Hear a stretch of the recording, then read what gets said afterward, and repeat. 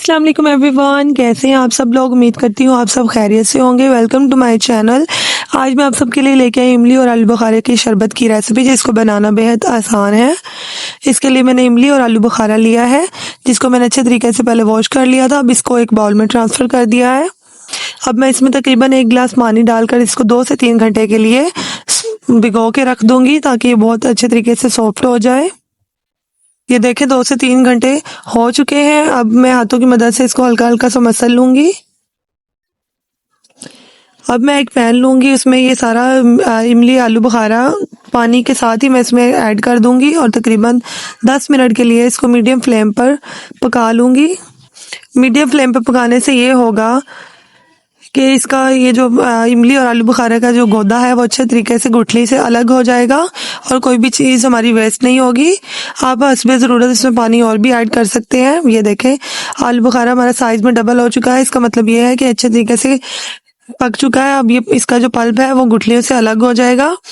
अब इसे एक बाउल में ट्रांसफ़र कर दूंगी और ठंडा होने के लिए छोड़ दूंगी। जब तक ये ठंडा होगा हम वही सेम पैन में तकरीबन 1 कप पानी डालेंगे और इसमें 1 कप के बराबर ही चीनी डालेंगे।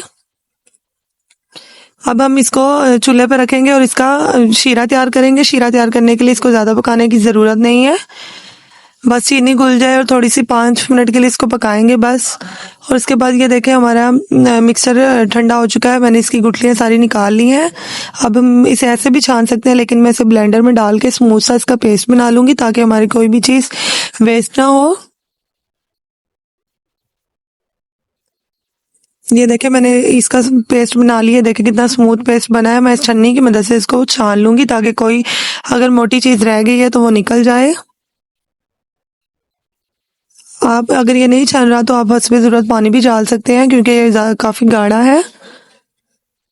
ये देखें हमारा मिक्सर अच्छा तरीके से तैयार हो चुका है। अब मैं वही जो हमने चाशनी बनाई है उसमें ये इमली का पल्प डाल देंगे, इमली और आलू बुखारे का पल्प डाल देंगे और तकरीबन 10 मिनट के लिए इसको दोबारा से पकाएंगे।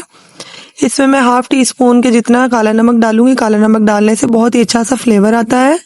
अब इसको साथ साथ चलाते जाएंगे और मीडियम फ्लेम पर अच्छी तरीके से पकाएंगे। ये देखें इमली आलू बुखारे के शरबत का कितना प्यारा कलर आया है। हमारा इमली और आलू बुखारे का शरबत तकरीबन तैयार है। बस हम इतना ही इसको गाढ़ा रखेंगे, ज़्यादा गाढ़ा नहीं करेंगे, क्योंकि ठंडा होने के बाद मज़ीद गाढ़ा हो जाएगा। ठंडा होने के बाद ये मैं इसको एक बोतल में ट्रांसफ़र कर लूँगी। बोतल में ट्रांसफ़र करने के बाद आप 1 महीने के लिए इसको स्टोर कर सकते हैं। जब आपका दिल करे निकालें और बना लें।